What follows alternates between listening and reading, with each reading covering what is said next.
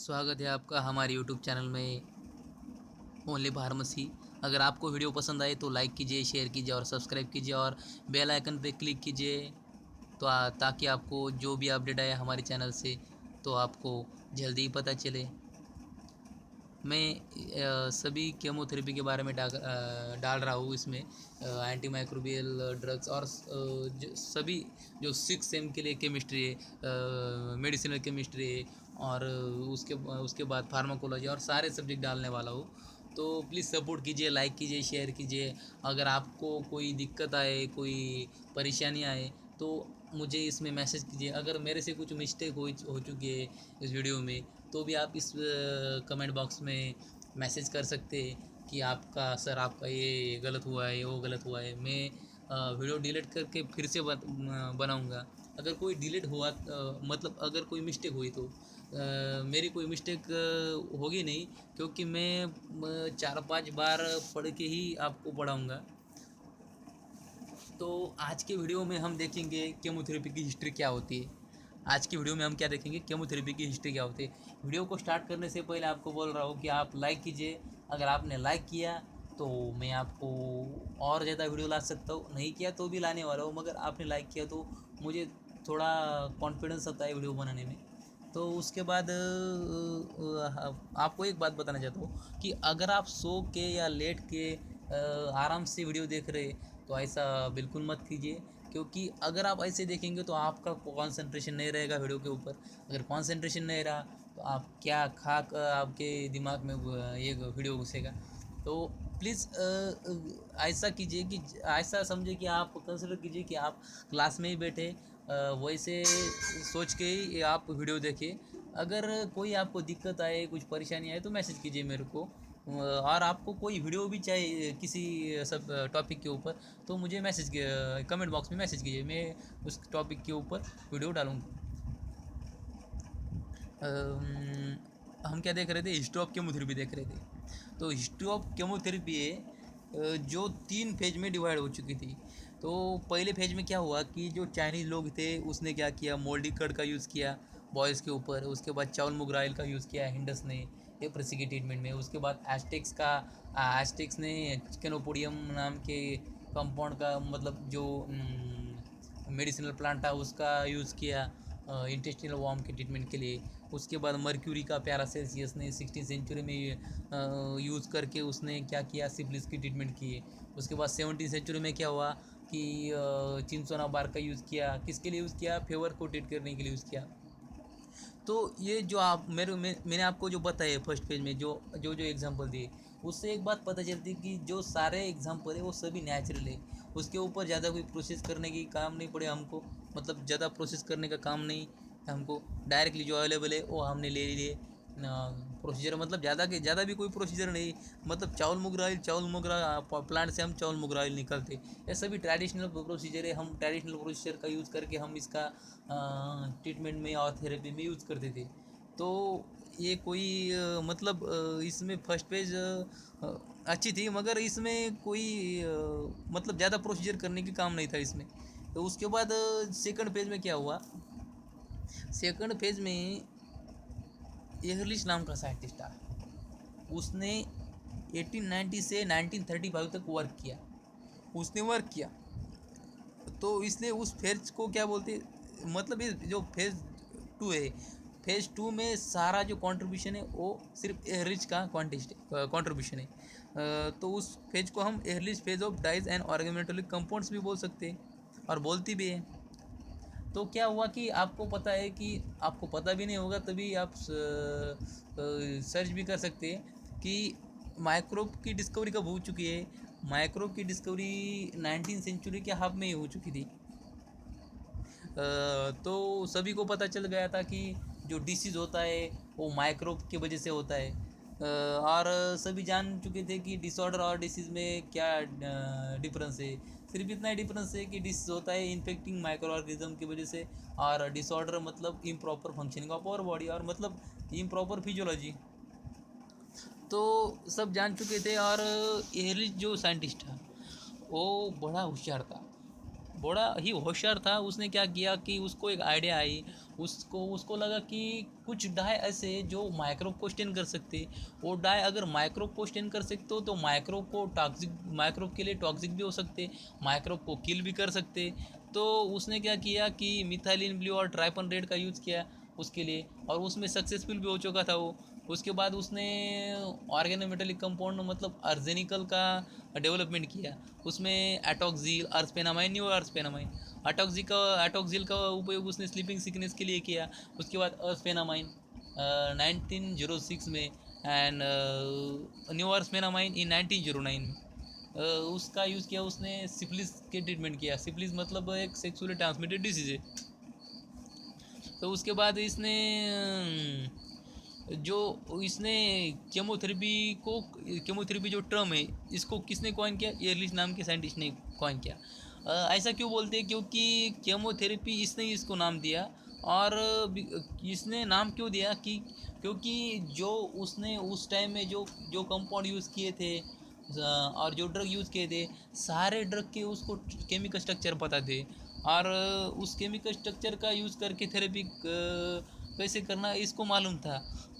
तो इसलिए chemical structure और थेरेपी, मतलब केमिकल स्ट्रक्चर का यूज़ किस में किया? इसने थेरेपी में किया। तो इसको क्या बोल सकते हैं हम? Chemical structure therapy. तो केमिकल स्ट्रक्चर थेरेपी मतलब क्या होता है? केमिकल थेरेपी मतलब केमोथेरेपी। ऐसे केमोथेरेपी का उसने उस टर्म को कॉइन किया।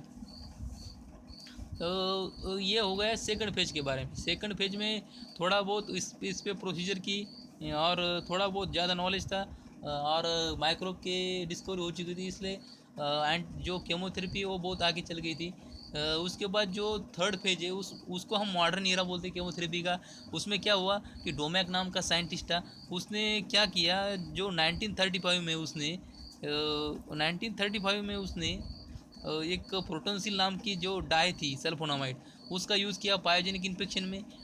तो उसको कुछ दिनों के बाद रियलाइज़ हुआ, उसने कुछ प्रैक्टिकल भी किया, तो उसको रियलाइज़ हुआ कि उसमें इस कंपाउंड में सिर्फ सल्फोनामाइड मतलब पैरा अमाइनो बेंजीन सल्फोनामाइड, वो जो मॉइटी सिर्फ वो ही इस पायोजेनिक इन्फेक्शन को ट्रीट करने के लिए रिस्पॉन्सिबल है। और जो डाई का पार्ट है वो उसके लिए इसेंशियल नहीं, वो उसका कुछ काम नहीं, दिस इज़ नॉट इसेंशियल। उसको पता चला, तो उसने क्या किया, उसको अलग कर दिया। उस डाई को अलग करने के बाद उसने एक नया कंपाउंड तैयार किया, उसका नाम था सल्फापायरिडिन। वो 1938 में उसने मार्केट में भी उसको ब्रिंग किया, मतलब उसको मार्केट में 1938 में लाया उसने। तो which is the first sulphonamide which is marketed in the 1938, that's name is sulphapyridine. And after that, the antibiosis is the phenomenon which was demonstrated by the Pasteur in 1877। मतलब Pasteur नाम के scientist ने क्या किया कि जो phenomenon है antibiosis का, उसको डेमोन्स्ट्रेट किया। उसने क्या किया, उसने एक प्रैक्टिकल किया। पाश्चर भी बहुत एक होशियार आदमी था, बहुत ही, जो सारे साइंटिस्ट है सभी होशियार थे, तो पाश्चर भी एक होशियार आदमी होगा। तो क्या किया उसने कि जो यूरिन यूरिन होती है, तो यूरिन में उसको पता चला था कि यूरिन में एंथ्रेक्स बैसिला रहते, तो उसमें जो ग्रोथ होती है एंथ्रेक्स बैसिलाई की, वो जो एयर बॉर्न बैक्टीरिया रहती है वो क्या करती है, इनहिबिट करती है। मतलब जैसे आदमी आदमी में दुश्मन होते हैं, वैसे माइक्रोब माइक्रोब में भी दुश्मन होते हैं। वो माइक्रोब बोलता है मैं ऐसा हूँ, वो माइक्रोब बोलता है मैं ऐसा हूँ, तो उसमें उस दोनों में कुछ झगड़ा हो गया होगा। तो वो क्या करते हैं, जो ग्रोथ रहती है एंथ्रेक्स बैसिलाई की यूरिन में, वो इनहिबिट करते हैं एयर बॉर्न बैक्टीरिया। मतलब जो पाश्चर है उसने क्या बताया, उसने ये बताया कि जो एंथ्रेक्स बैसिला है, जो एंथ्रेक्स बैसिला है उसकी जो ग्रोथ होती है यूरिन में, वो एयर बॉर्ने बैक्टीरिया इनहिबिट करते हैं।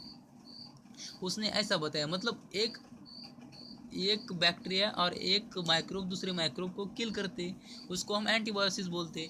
और वो फेनोमेनन किसने डिस्कवर किया, वो पाश्चर ने डिस्कवर किया और डेमोस्ट्रेट किया इन 1877। उसके बाद क्या हुआ कि अलेक्जेंडर फ्लेमिंग नाम का बहुत ही एक टैलेंटेड साइंटिस्ट आया, अलेक्जेंडर फ्लेमिंग 1929 में आया वो। तो उसने क्या किया, एक कल्चर प्लेट ली, उसने एक कल्चर की प्लेट ली। आपको पता है कल्चर प्लेट क्या होती है? कल्चर प्लेट, उसने एक कल्चर प्लेट ली कल्चर प्लेट में क्या किया कि उसने स्टेफिलोकोकस के उसमें कल्चर उसमें डाल दिया प्लेट में, कल्चर प्लेट में। तो उसने उसके ऊपर एक कंपाउंड डाला, एक उसने तैयार किया था डिफ्यूजिबल सब्सटेंस। तो उसने उसमें डाला एक कंपाउंड। तो वो सब्सटेंस क्या करता है, जो उसमें उसने जो केमिकल तैयार किया था उसमें वो उसको डाल दिया। तो क्या हुआ कि वो एक डिफ्यूजिबल सब्सटेंस उसने एक तैयार किया उस कंपाउंड ने। उसका नाम था पेनिसिलियम मोल्ड। तो वो जो पेनिसिलियम मोल्ड है वो क्या करता है, जो स्टेफिलोकोकस नाम का बैक्टीरिया है उसको कल्चर प्लेट में ही मार डालता है, उसको कल्चर प्लेट में ही डिस्ट्रॉय कर देता है। मतलब पहले क्या किया था, ध्यान दीजिए, पहले फ्लेमिंग ने क्या किया था, फ्लेमिंग ने एक कल्चर प्लेट ली, उसमें स्टैफिलोकोकस का कल्चर उसमें डाल दिया।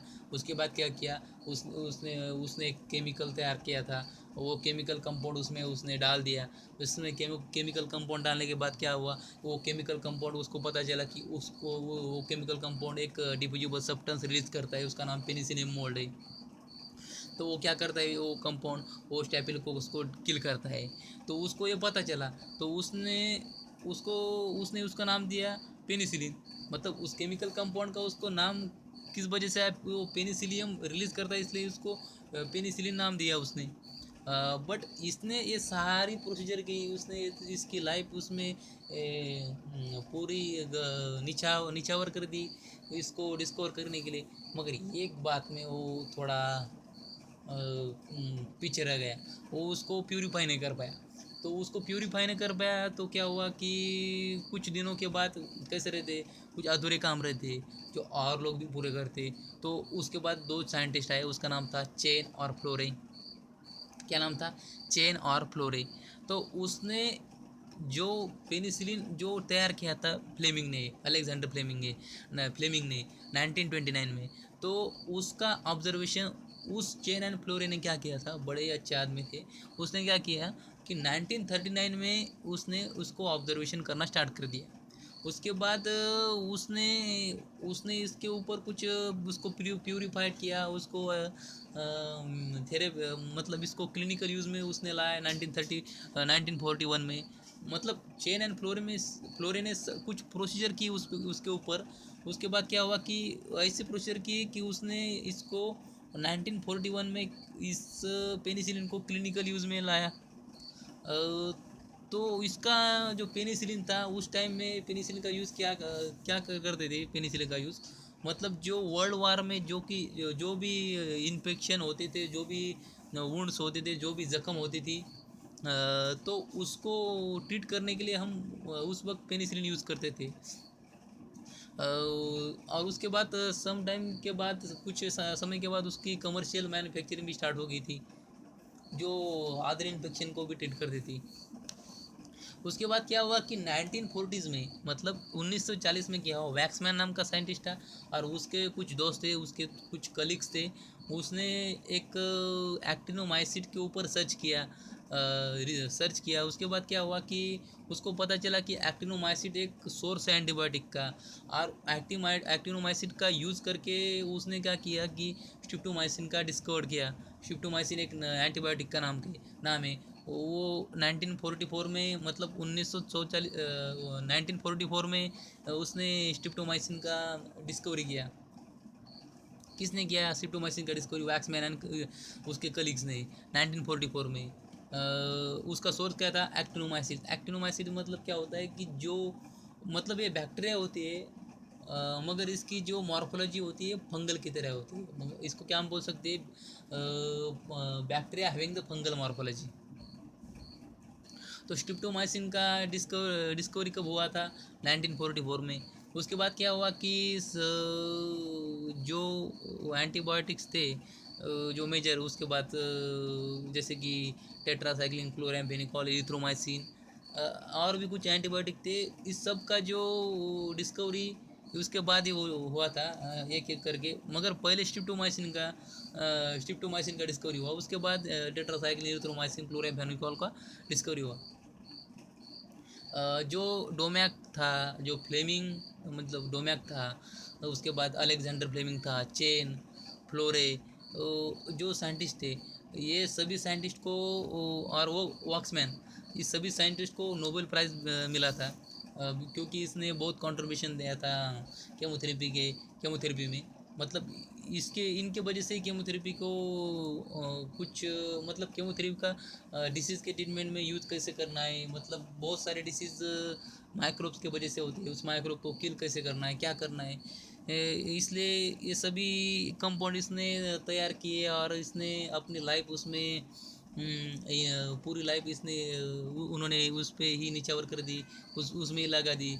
सो क्या हुआ कि इनको नोबेल प्राइज़ मिला। मतलब अगर हमने भी कोई अच्छा काम किया तो हमको भी नोबेल प्राइज़ मिलेगा। सो आप भी कुछ स्टडी कीजिए, अच्छा जे रेफरेंस बुक रीड कीजिए, तो आपको भी मिल सकता है नोबेल प्राइज़। उसके बाद क्या हुआ कि 50 साल के बाद क्या हुआ कि और भी कई एंटीबायोटिक्स का प्रोडक्शन हुआ। मतलब एंटीबायोटिक्स भी एंटी माइक्रोबियल एजेंट में आते, केमोथेरेपी में आते। तो बहुत सारे एंटीबायोटिक का डिस्कवरी भी उसके बाद 50 साल के बाद हुआ। और कुछ ऐसे भी एंटीबायोटिक थे कि जो ओल्डर एंटीबायोटिक्स में कुछ मॉडिफिकेशन उसमें स्ट्रक्चरल मॉडिफिकेशन करके भी कुछ एंटीबायोटिक तैयार किए गए। और ऐसे ही केमोथेरेपी एक्सटेंड होती चली गई, और इसमें और नए ग्रुप और कैटेगरी के ड्रग आने लगे। तो ये था केमोथेरेपी के बारे में। इसको रिवाइज करेंगे अब हम। केमोथेरेपी जो है वो 3 फेज में डिवाइड हो चुकी है। पहले फेज में हमने सारे नेचुरल कंपाउंड यूज़ किए थे, चावल मोगराइल, मोल्डिकड़, अर्स, मर्क्यूरी, केनोपोडियम, चिंसोना बार्क।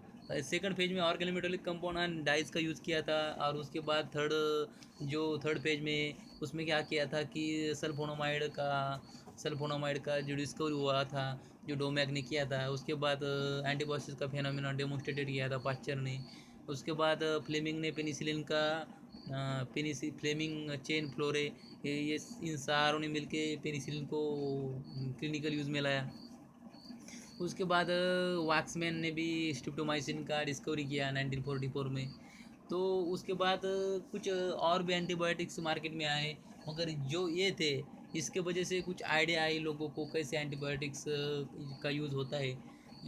मतलब ये जो हिस्ट्री है बहुत इंपॉर्टेंट है, इसमें से कुछ क्वेश्चन भी पूछ सकते हैं एग्ज़ाम में, कॉम्पिटिटिव में। अगर आपको ये वीडियो पसंद आए तो लाइक कीजिए, शेयर कीजिए, सब्सक्राइब कीजिए। अगर मुझसे कोई मिस्टेक हुई हो चुकी है और कोई क्वेश्चन मतलब कुछ मैंने रॉन्ग कर दिया है तो मुझे कमेंट बॉक्स में डाल दीजिए। मैं उसको उस वीडियो को फिर से बनाऊंगा, या थोड़ा उस पार्ट को कट करके फिर से आपको बताऊंगा। Thank you for watching my video.